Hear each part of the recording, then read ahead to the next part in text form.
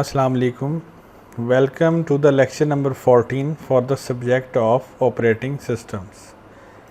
In this lecture, we are going to discuss the priority scheduling algorithm, different types of priority scheduling algorithm, and different examples on this topic. Now, what is priority scheduling algorithm? Priority scheduling algorithm schedules processes on the basis of priority. And in this scheduling algorithm, the scheduling is done on the basis of priority rather than the burst time. In shortest job first algorithm or in SRTF algorithm, we considered the burst time or the remaining burst time as the major scheduling parameter.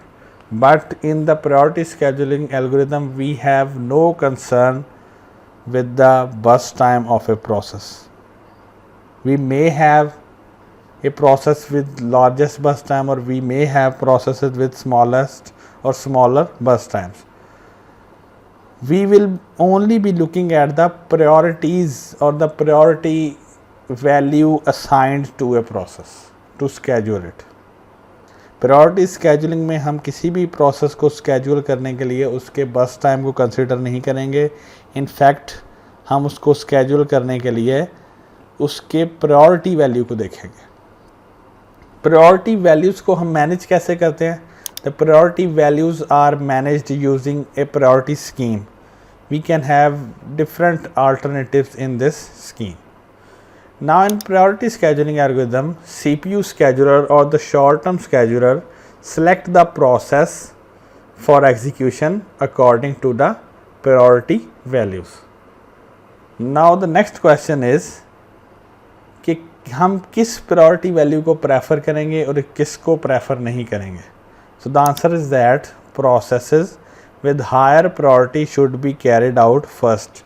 It means that अगर हमारे पास कोई process है जिसकी priority value high है तो उसको हम prefer करेंगे और उसको पहले एग्जीक्यूट करेंगे, और ऐसे प्रोसेस जिनकी प्रायोरिटी लो है उनको हम बाद में एग्जीक्यूट करेंगे.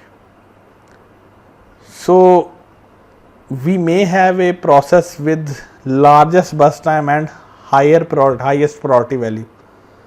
So we will not consider the burst time, we will only consider the priority value.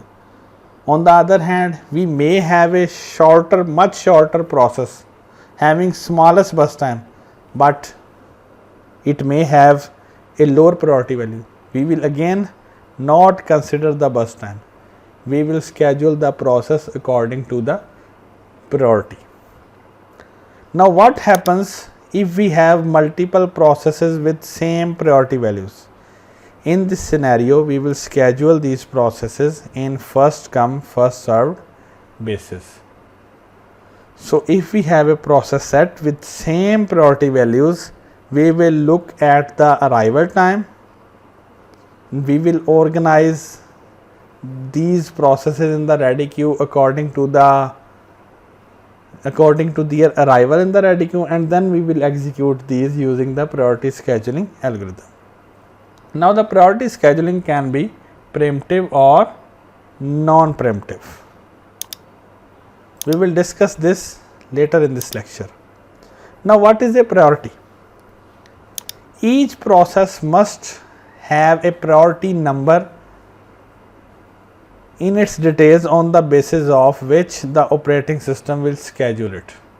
जैसे हमने पहले डिस्कस किया कि जब एक प्रोसेस मेमोरी में ऐड होता है तो वो अपना बस टाइम की डिटेल्स भी प्रोवाइड करता है, वो अपने फाइल्स की डिटेल्स भी प्रोवाइड करता है, जैसे प्रोसेस कंट्रोल ब्लॉक में डिस्कस किया. सो अगर हमने प्रायोरिटी स्केजुलिंग स्कीम पे जाना है तो it is the requirement of the operating system that a process must declare it's property before entering into the ready queue. अगर स्केजुलर को पता ही नहीं होगा उसका प्रायोरिटी नंबर क्या है तो उसको स्केड्यूल कैसे किया जा सकेगा. इसलिए हर प्रोसेस अपनी डिटेल्स के साथ प्रायोरिटी वैल्यू अपनी बताता. Now this priority value can be managed by different schemes. In some scenarios, we will use a number value to represent a priority. We may use strings or text for indicating the priority values, just like Windows operating system. Now when we talk about the numbered value, हमें यहाँ पर एक confusion है कि हम किस number को high priority कहेंगे और किस नंबर को लो प्रायोरिटी कहेंगे. In some systems, the smaller number indicates the higher priority, while in some other systems, the higher number indicates the high priority. यानी अगर हम नंबर्ड सिस्टम की बात कर रहे हैं तो हम हमेशा उस स्कीम को भी डिफ़ाइन करेंगे जो ये बताएगा कि हमने स्मॉल नंबर्स को हाई प्रायोरिटी कंसिडर करना है या लार्जर नंबर्स को हाई प्रायोरिटी कंसिडर करना है. सो अगर हमारे पास प्रायोरिटी वैल्यूज़ हैं 1 to 5, we may say that 1 is the highest priority and 5 is the lowest.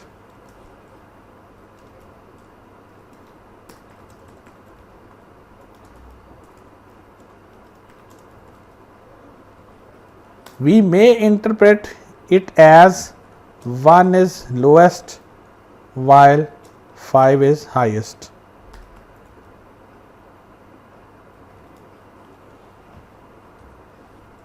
This will depend upon the scheduling scheme.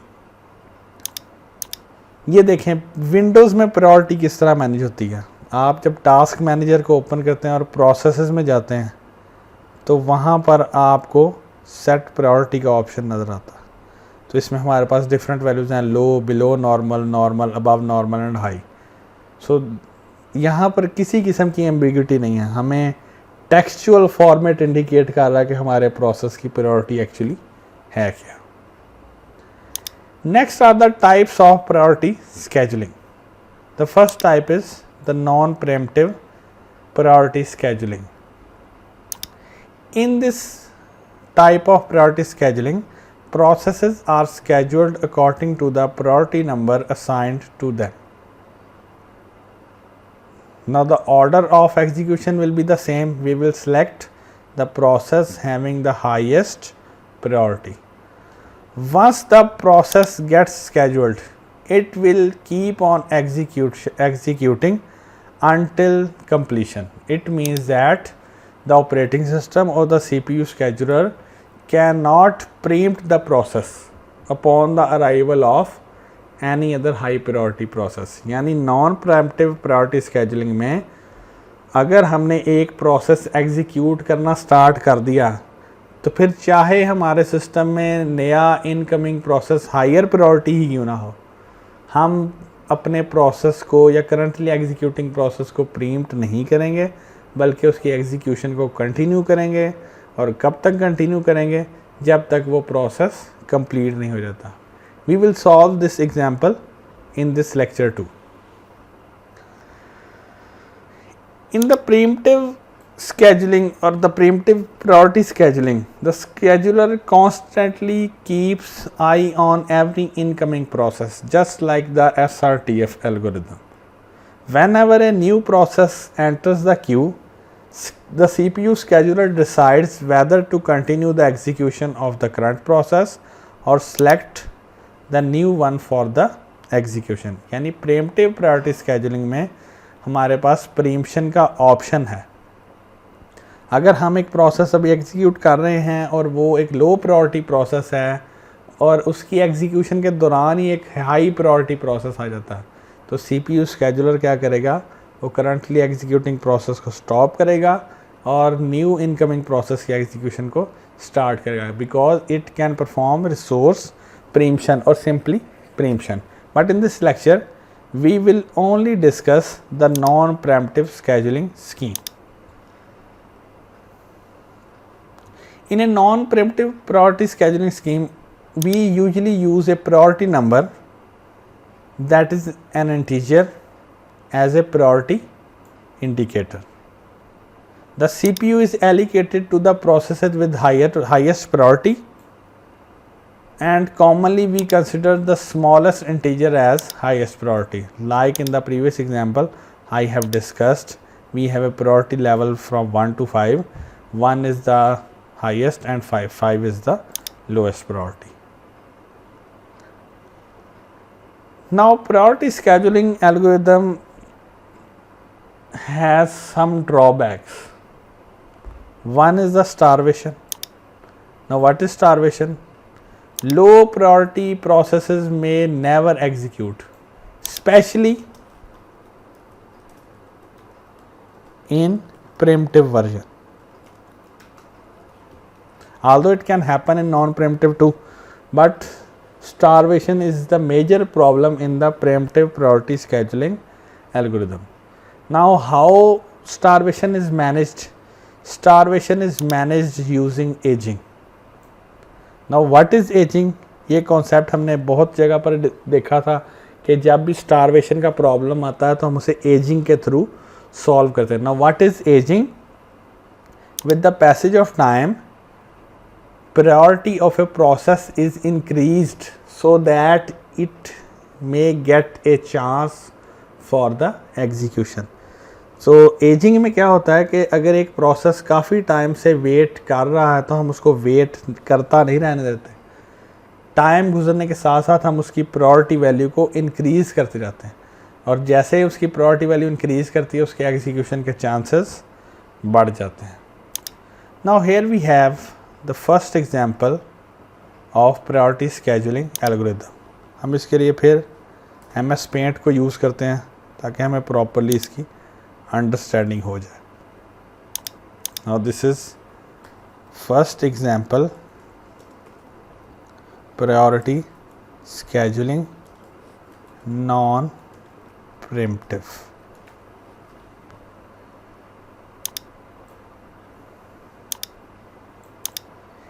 In this example, we have 5 processes.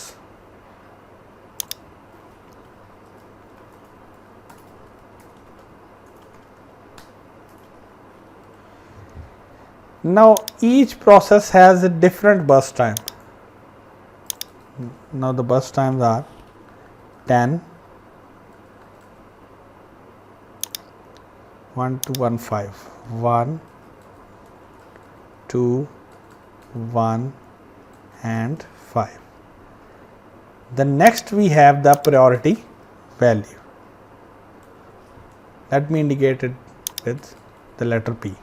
Now the priority values are 3, 1, 4, 5, 2. 3, 1, 4, 5, 2.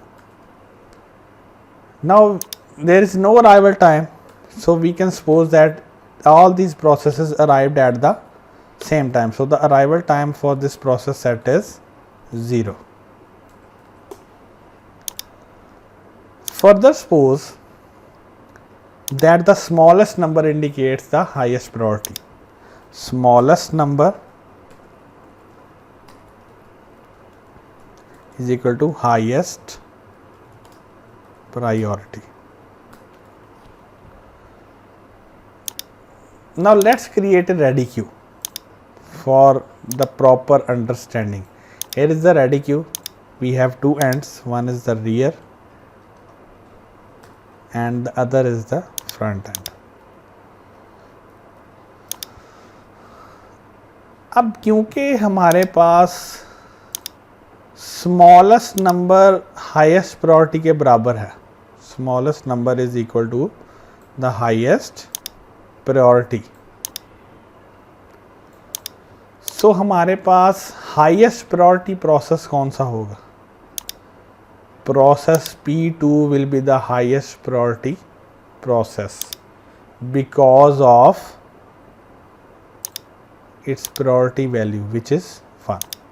So the first process in the ready queue will be the process P2.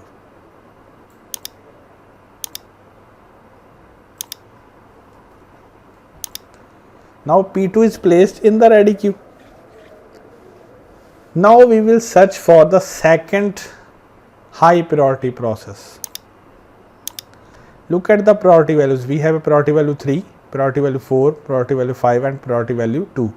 Now the process P5 is the second high priority process due to its priority value, which is 2. So we will place P5 second in the ready queue. Now this is P5. अब हम remaining process को search करेंगे third highest priority को find out करने के लिए. Now clearly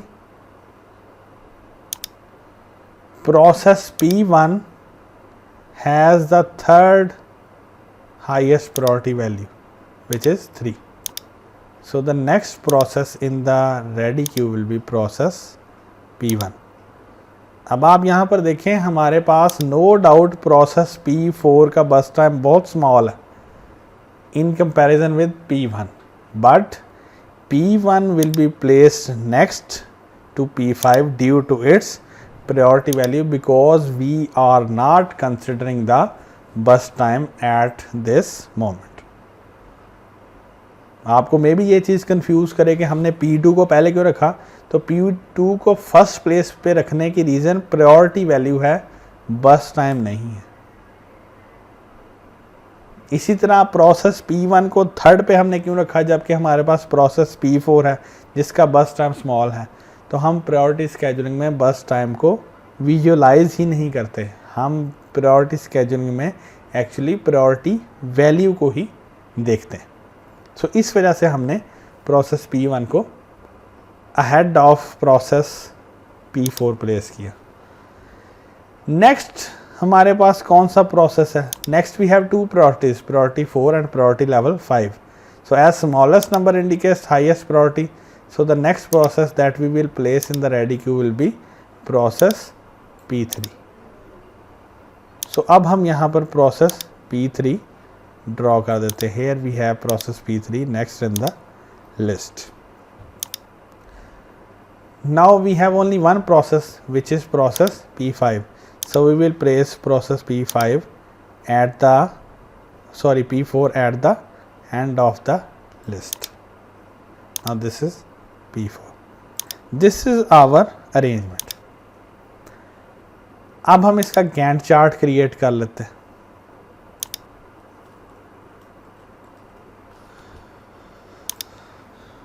ready queue की head पे कौन सा प्रोसेस है? रेडी क्यू की फ्रंट पे हमारे पास प्रोसेस P2 है. सो द ऑपरेटिंग सिस्टम और the scheduler will pick the process P2 for the execution.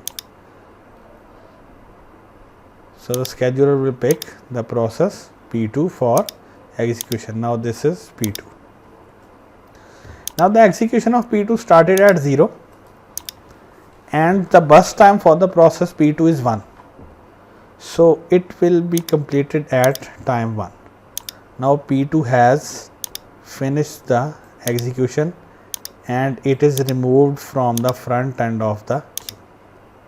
The next process at the front end is now process P5. Now the scheduler will pick the process P5 and execute it for 5 units of time. Now this is P5. Scheduler will pick P5 and execute it for 5 units of time. This makes it to reach 6. 1 plus 5 is equal to 6. Now P5 has also finished the execution. The next process is P1. So the scheduler will pick the process P1 and execute it for 10 units of time. This makes our timeline to reach a total of 16 seconds. Now P1 has also finished the execution. Scheduler will pick the process P3 for execution and process P3 will be executed for 2 units of time. Now this is P3 और जब हम इसको 2 units run करेंगे तो हमारे पास timeline बनेगी 18. अब हमारे पास P3 ने भी एग्जीक्यूशन फिनिश कर ली. हमारे पास नेक्स्ट प्रोसेस जो है वो P4 है. तो स्केजुलर P4 को पिक करेगा और इसका बस टाइम कितना 1 सेकेंड और इसको 1 सेकेंड तक एग्जीक्यूट करेगा. तो हमारे पास ओवरऑल टाइमलाइन जो है वो हमारे पास 19 सेकेंड्स तक पहुंच जाएगी. Now process P4 has also finished the execution.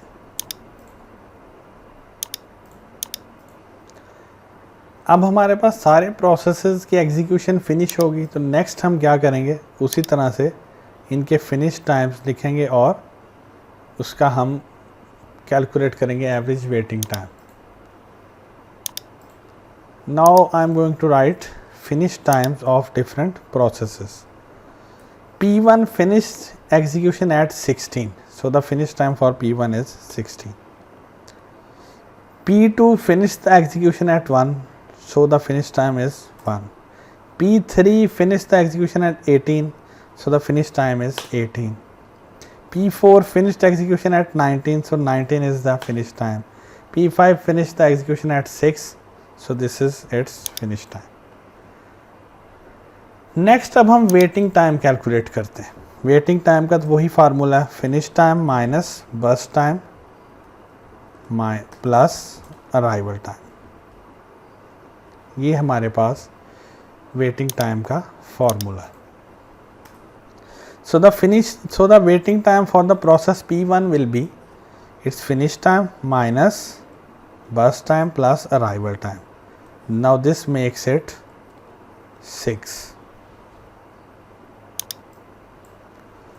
Process P2 का वेटिंग टाइम क्या है, finish time minus burst time plus arrival time. 1 - 1 is equal to 0. Process P3 का वेटिंग टाइम क्या है, finish time minus burst time plus arrival time. Now this is equal to 18 - 2 is equal to 16. Process P4 का waiting time क्या है, finish time minus bus time plus arrival time, which makes it 19 - 1 is equal to 18. Now what is the waiting time for the process P5? It's finish time minus bus time plus arrival time, which makes it 1. Now these are the waiting times. Now what is the average waiting time? Average waiting time will be equal to 6 plus 0 plus 16 plus 18 plus 1 divided by 5. अब हम इसको calculate कर लेते हैं calculator से. 6 plus 0 plus 16 plus 18 plus 1 41 divided by 5, which is equal to 8.2 units of time.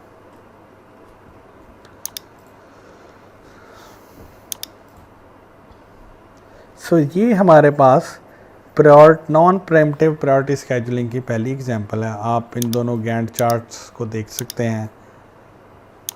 एक हमने वैसे एज एन इमेज दिया और एक हमने खुद से ड्रॉ किया.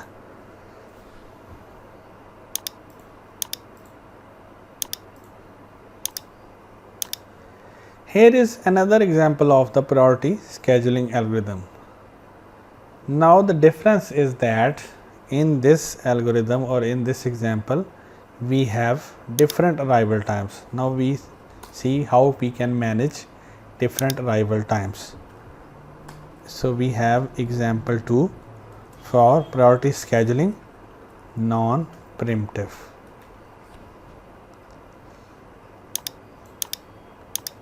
In this example we have 4 processes P1, P2, P3 and P4. Each process has a different arrival time. 0, 1 to 4, 0, 1, 2, 4. Similarly, each process also has different bus time. 4, 2, 3, 2. Now there are priority values 3 to 4, 1, 3, 2, 4, 1. ये हमारे पास priority values. अब इसमें हमें ज़रा थोड़े से different method से work करना पड़ेगा. अब अगर आप यहाँ पर नोट करें तो हमारे पास अराइवल टाइम डिफरेंट है. सारे प्रोसेस सेम टाइम पर नहीं आ रहे। सो इस एग्जांपल में हमें रेडी क्यू को एक डिफरेंट वे से अरेंज करना पड़ेगा।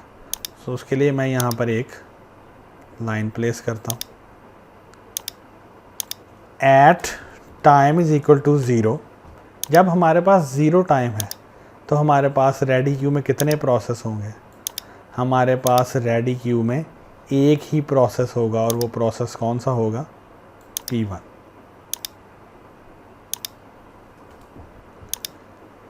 तो क्योंकि 0 टाइम पे एक ही प्रोसेस है, CPU स्केड्यूलर के पास कोई और ऑप्शन नहीं है P1 को एग्जीक्यूट करने के अलावा। सो CPU स्केड्यूलर क्या करेगा? It will select process P1 and start it's execution. Now for how much time the process P1 will execute? अगर आप देखें तो नेक्स्ट प्रोसेस 1 सेकेंड पर आ रहा, लेकिन हम जिस स्कीम को फॉलो कर रहे हैं वो स्कीम हमारे पास कौन सी है? Non pre-emptive schemes. Aldous process P2 की जो प्रायोरिटी वैल्यू है 2 है, और करंटली एग्जीक्यूटिंग प्रोसेस P1 की प्रायोरिटी वैल्यू क्या है? 3 है। तो बाय डिफ़ॉल्ट तो P2 जो है वो हाई प्रायोरिटी प्रोसेस बनता है, जबकि P1 लो प्रायोरिटी प्रोसेस बनता है। लेकिन नॉन प्रीएम्प्टिव नेचर की वजह से हम प्रोसेस P1 की एग्जीक्यूशन को स्टॉप नहीं करेंगे, उसको हम कंटिन्यू रखेंगे। So at time is equal to 1, we will have 2 processes. The first process will be the process P1,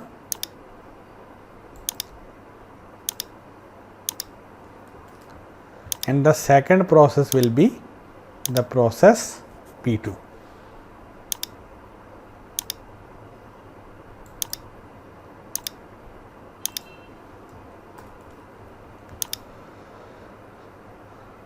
अब लेट्स सपोज हम प्रोसेस P1 को एक और सेकंड रन करते हैं, तो हमारे पास टाइमलाइन में टाइम जो आ जाएगा वो आ जाएगा 2 seconds.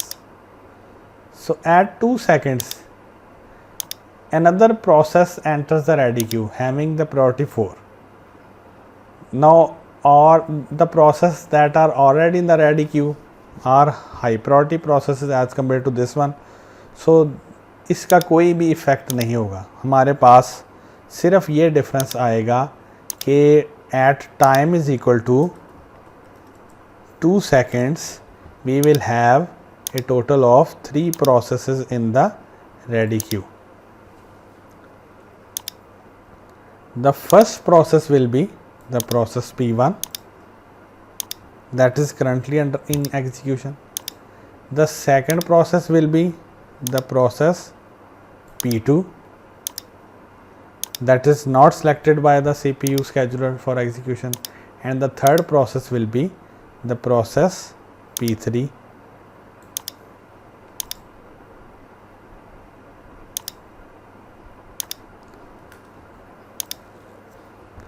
Now let's move further at timeline equal to 4 seconds.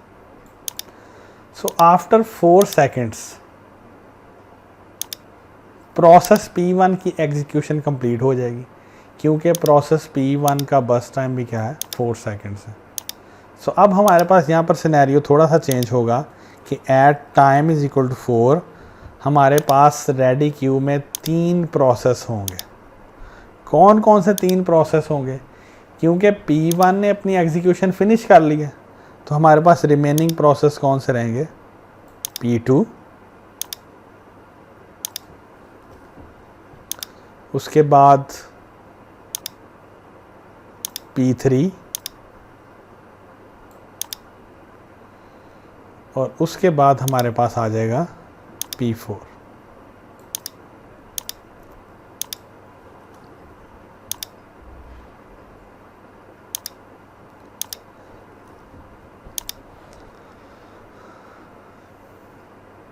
अब क्वेश्चन आता है कि हम P2, P3 और P4 में से किसको पहले एग्जीक्यूट करेंगे।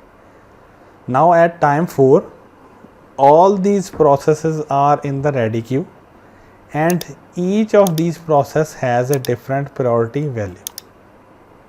Now we will pick the process with the highest priority value. Now the highest priority value is the value 1, which belongs to process P4.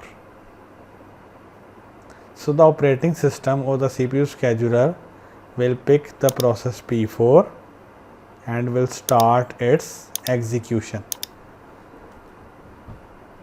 The process will be completed at 6. Now process P4 has finished the execution ahead of P2 and P3 due to its high priority. Now we have two processes P2 and P3. Clearly process P2 की priority 2 है, process P3 की priority 4 है. तो अगर हम इस scheme को follow करेंगे lowest number is equal to highest priority, तो इस हिसाब से ऑपरेटिंग सिस्टम प्रोसेस P2 को पिक करेगा और P2 को एग्जीक्यूट करेगा. Now for how much time process P2 will be executed? It will be executed for entire bus time, which will make it to reach 8 seconds. Now process P2 has also finished the execution. We have only a single process remaining in the memory, and that is P3. So the operating system scheduler will pick the process P3 and execute it for 3 units of time, and our timeline will reach a total of 11. अब हमने finish times calculate करने हैं ताकि हम waiting time calculate कर सकें. Now what is the finish time for the process P1? It is 4. What is the finish time for process P2? It is 8. What is the finish time for process P3? It is 11. And what is the finish time for process P4? It is 6. Next अब हम इनके waiting time calculate करते हैं. Waiting time is equal to finish time minus burst time plus arrival time. ये हमारे पास waiting time का formula है.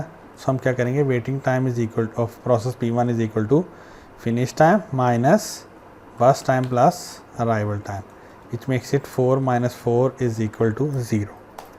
Now what is the waiting time for the process P2? Process P2 finished execution at time 8. The bus time for process P2 is 2, while the arrival time is 1, which makes it 8 minus 3 is equal to 5. Now what is the waiting time for the process P3? Process P3 का finish time 11 है, process P3 का bus time 3 है और arrival time 2 है. तो ये हमारे पास बन जाता है 11 minus 5 is equal to 6. Process P4 ने कितना वेट किया? Finish time is 6, arrival time is 4 and burst time is 2, which makes it 6 minus 6 is equal to 0. Now what is the average waiting time? Average waiting time will be equal to 0 plus 5 plus 6 plus 0 divided by 4, which is equal to 11 divided by 4. और अब हम इसको calculator से calculate कर लेते हैं. 11 divided by 4 is equal to 2.75 units of time or milliseconds. So ये हमारे पास बेसिक एग्जीक्यूशन स्कीम होगी. So ये अगर आप गैंट चार्ट देख रहे हैं तो ये स्लाइटली डिफरेंट है. इसमें आपको सेकेंड टू सेकेंड एग्जीक्यूशन नज़र आ रही है for each individual second, but we have made this Gantt chart according to our previous practice. So you can go with this one और you can also go with this one. So this is the priority scheduling algorithm, non preemptive for you.